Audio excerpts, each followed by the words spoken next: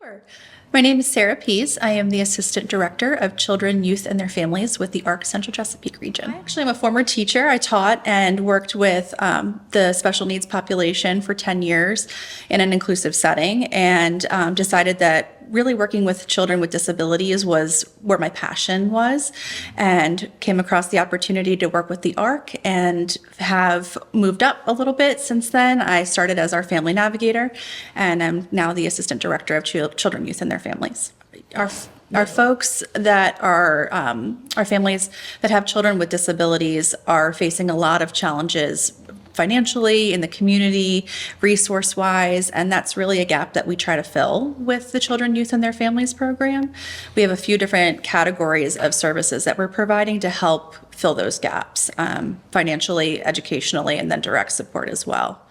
It must be daunting, right, for parents to navigate this stuff? Absolutely. So it's when a parent gets a diagnosis for their child, it can be very overwhelming where to start, what's available, and there's so much information that's out there that we really try to kind of navigate that with them.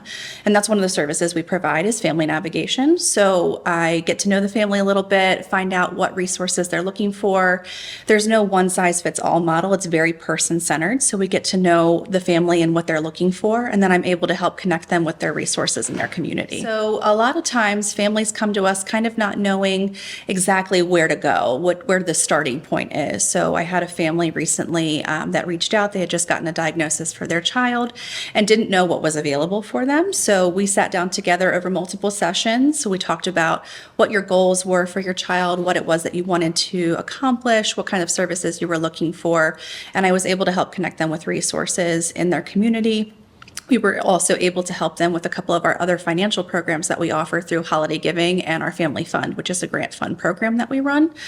Our Family Fund is actually just wrapped up. It's one of our big programs that we do, and it's a grant opportunity for families to apply for the things that are kind of above and beyond what insurance covers. Adaptive equipment, respite care, recreational programs. So we run a program every year that families can apply to.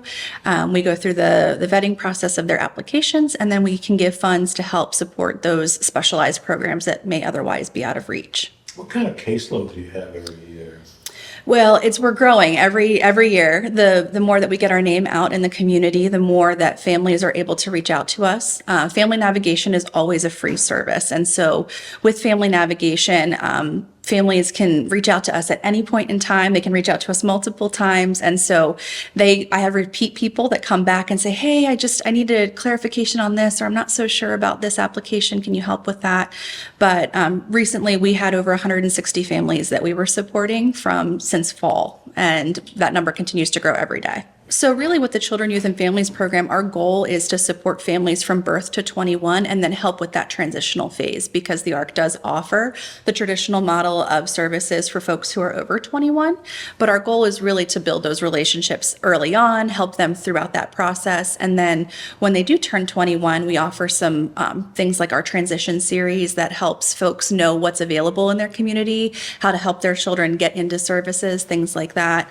And then we kind of help with that transition process to get them into the traditional service model or whatever model that they're looking for to really help them meet their goals. Sure, we are very excited about Porch Street opening in the fall. It's going to be an asset to the community, but we are a community-based facility, so really our folks are out and about in their community all day long. They get to choose the activities that they want to do. They're going out and picking activities that are meaningful to them. And the offices that we'll have at Porch Street are really to be like a spot that they can stop in, have lunch, take a quick break, and then go back out into the community to really enjoy more of what the community has to offer. But in addition to that, Porch Street Commons will also have a behavioral health suite that'll be available. And then we'll have our affordable housing units in the bottom part of the building that'll be accessible to all of the community of Easton. Absolutely. It has, I can, look at these families and know that I've had had an impact. I've had families reach out and just follow up and share success stories about how their children have really benefited from things like our family fund or our holiday giving programs. Those benefit the children directly, and we get to really see that direct impact, which is amazing, and it really fuels why we do what we do. Well, as we grow, we are always looking for more funding. So one of the things that we have coming up is our Tee It Up golf tournament in Queenstown.